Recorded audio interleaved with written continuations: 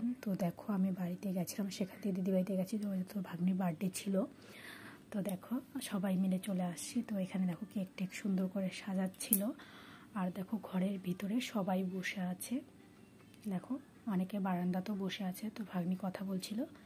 তো দেখো তোমাদেরকে দেখাচ্ছি, দেখো বারান্দাতেও অনেকজন আছে।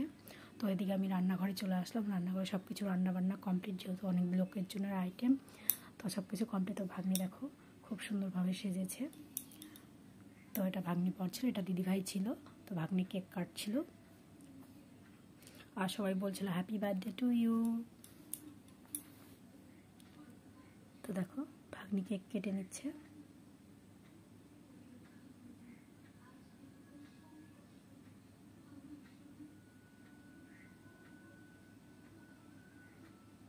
দেখো কেক কাটা হয়ে গেল। তো এখন একটু করে সবাইকে খাইয়ে দিবে, যে ওখানে অনেক বাচ্চা কাচ্চা ছিল। তো দিদি আশীর্বাদ করলো, তো আশীর্বাদ এটা করলো। তো ওর জিজু বলছিল যে এত তাড়াতাড়ি আশীর্বাদ করছে, ও একটু হাসাহাসি করছিল, একটু মজা করছিল। তো সবাই গেছিলাম ওখানে।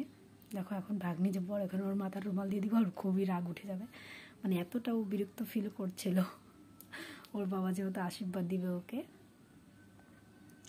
তো সবাই এক এক করে সবাই আশীর্বাদ করছিল, দেখো। তো আমি সবাইকে দেখাই, দেখো সবাই আছি ঘরের মধ্যে। তো দেখো এখানে জিজু আবার নিজে জোকার দিয়ে ভাগ্নিকে আশীর্বাদ করছে।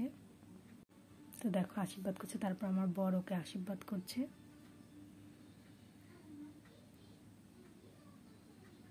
দেখো।